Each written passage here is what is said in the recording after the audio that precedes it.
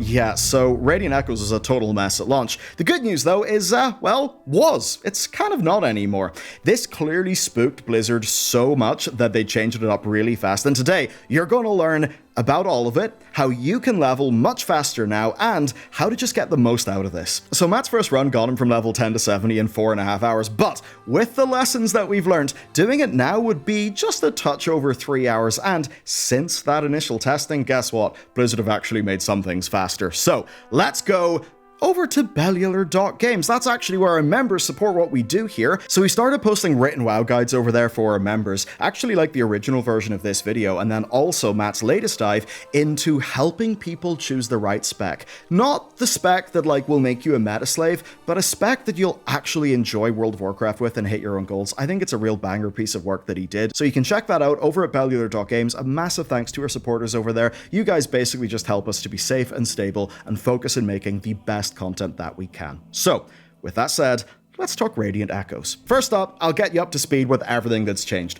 When this event launched, it started every 90 minutes. 6 quests would spawn in, and then players would zerg them in seconds, right? And that would then trigger the boss that you needed for the weekly alt-repeatable quest. But the boss would just melt in a minute or two, and then the event would just end. So, do you see the issue here? What essentially happened is it would be up for a few minutes every hour and a half, and if you missed it, GG, try again later. That kind of blew. Now on top of that, you were getting around 500 memories for the boss and 1500 a week from the quest, which, absolutely blows. Overall, that was enough to buy just one bit of gear. And on top of that, the mount cost 20 grand, which basically meant people realized they'd be logging in every 90 minutes for a long ass time, as well as cycling through all of their alts to complete the weeklies if they wanted to get everything. So, cue the outrage, and almost immediately the WoW lead producer Zorbrix put out a call for feedback. They got feedback in droves, they started working the problem.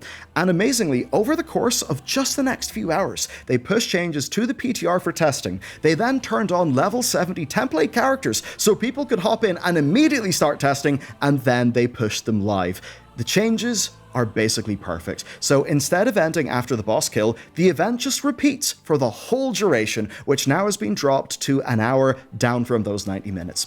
All the rewards have been buffed and the weekly quest has become a daily, but it is now locked to once per account, rather than basically you just doing it on every single character a week. This is just a giant net positive. You can go and you can play this event whenever you want, and when you do, you'll be drowning in currency. So basically, this is possibly the most openly, most quickly, and most effectively Blizzard have responded to a failure going live. Now, while the question of how they didn't see this coming remains, I think the mood in the community shifted real quick.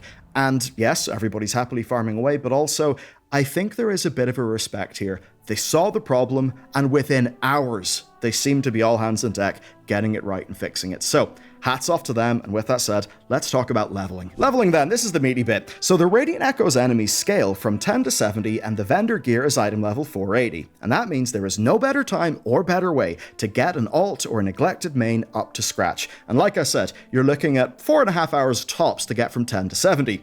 Here's how, and then I'll talk about how to do it even faster with a few optimizations. At level 10, get the Radiant Echoes quest. If you're on an allied race character, you'll spawn with it, but other characters may need to relog after they ding level 10.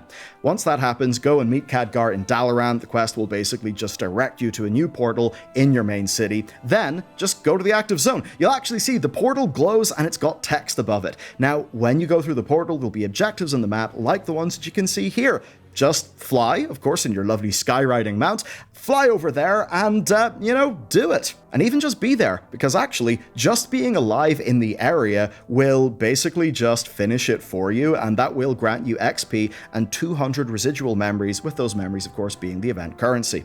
Now, the XP varies based on your level. It starts at about half of a level, and then it scales to around a quarter of a level or so as you approach level 70. Tagging mobs will get you XP and memories whenever those mobs die. Now, mobs actually give double the XP of a usual level-appropriate mob, and there's absolutely tons of them in certain memories, and that means that if you've got rested XP in your character, you will soar through the levels. But it does beg a question. Do you AFK or do you not AFK? So, AFKing works. You'll get the completion bonus, and that is the lion's share. However, contributing to the events will of course speed the whole thing along, and that'll drastically increase the rate of XP via all of those mob tags. Once the objectives are done, then the boss will spawn in, so go and just tag the boss and get another big chunk of XP, ton of memories, and daily quest completion. And this actually gives you some Drake crests at max level. But then, most importantly, with the new changes, the event will start again. It will add those memories back to the map, so you can go, do the memories, spawn the boss, rinse and repeat. Now, let's focus on doing it right and just sharing some tips. So I've got a few principles that you should follow if you want to level a bit faster here. Number one, stick with the crowd. Find people, stick with them. The more players, the faster everything gets done, and that matters a lot. If you're at a memory that is going very slowly, hit the brakes and circle back and try to find one with more players, and then stay with that flock of players. Number two, make sure to tag as many mobs as you can. I mean, if there is a tag limit, nobody in our team could find it, and that means you need to get used to using whatever ranged tools you have to hit every mob in sight for faster gains, and you could perhaps make this a little more comfortable by setting up a macro to just, spam or put onto your mouse wheel. And of course, if there's a talent that'll help you do that, definitely take the talent. Number three then, ignore the slow memories and prioritize others. Do the ones that finish fastest, which usually have been the memories that just have a single boss or maybe a fill the bar mob farm. So what I can say is, at least from our initial testing, here are the best and worst ones. So the Searing Gorge Leper memory is just unmatched. The mobs have got low HP, they spawn fast, and they give you full XP. Though that said, you should ignore the slower Scalding Mornbrew and the Boar Liver memories that spawn there.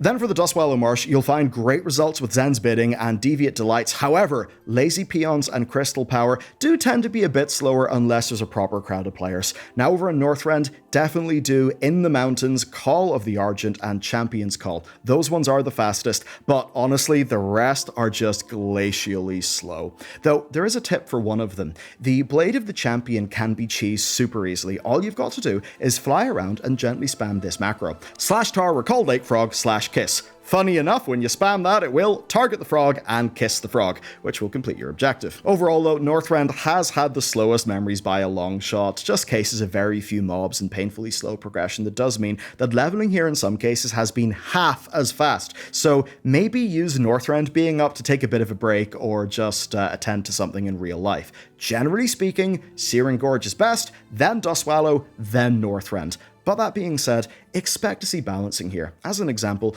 Blizzard just buffed the health of loads of mini-bosses, which of course will make those slower, but then to compensate, they have went and they've made some of the slowest memories a little bit faster. That's usually by just decreasing the overall requirement for turn-ins. Some other ones, if I just had the value of the turn-ins, tripled, like with the lumber one. So, that's basically all you need to know. Next though, let's talk about the gear. Gearing here is super simple. Just earn residual memories and spend them on the Dalaran Defender gear that is from the vendor. Now, there's going to be one vendor in each zone that exists by the portal, and then of course there's also Remembrancer Amul in the portal room.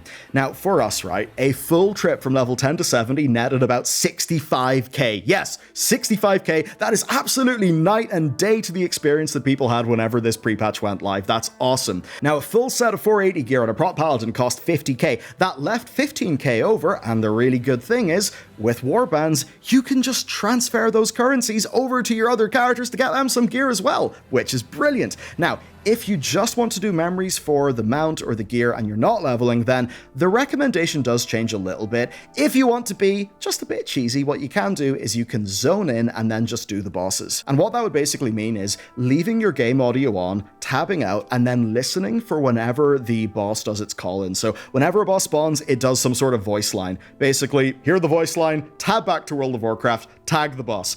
In a way, that's hyper-optimal, and hey, if you want to at least progress World of Warcraft while you're working from home, you could do that. Now, most of the rewards are loaded onto the bosses, so I'd say engaging with the event doesn't feel as worth it on a max level character, just because, you can kill the boss, get a whole bunch of levels and all of that on your alts. Now, you'll get 1,400 for each kill and an extra 3,000 per zone per day on your account from the daily quests that are handed out right beside the portals back in Dalaran. Then on top of that, the bosses have also got a chance to drop soulbound champion gear boxes, so I'd say your best bet is to do that stuff on the character you want the best gear on. basically, though, that's that. There have been some other nice little quality of life changes. As an example, the memories now stack up to 100 in your bags, which is pretty great. And you can now use the Dalaran Defender gear in the Creation Catalyst, which does mean you can get yourself a pretty snazzy looking set of tier gear pretty damn easily. So that essentially is the situation, everybody. What was a totally scuffed event is now basically transformed into something that is way faster, that is very much on demand. You're not waiting for a timer. It's just a way better experience. So go have some fun. GG to Blizzard for basically getting on top of this shit as quickly as they did. And if you want to check out another video, how about this one? It's a video on lore, so perfect to have on while you're doing all of this content. And what this video does is it just gets you up to date with all the things that happened in the Dragonflight expansion that you may have missed. So it wasn't the most hype story in the universe, but knowing it will really help you out for War Within. So go flick that on. With that said, have a brilliant day. Thanks for hanging out, and I'll see you next time.